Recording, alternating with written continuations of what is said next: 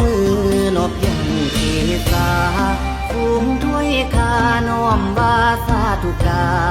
รรัตนังไตแก้วศาสนา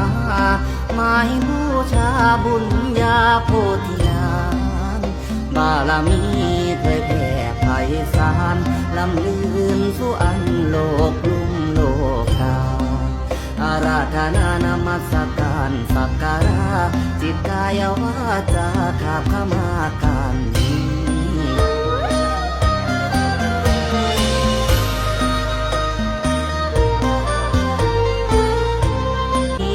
ท่านปราณี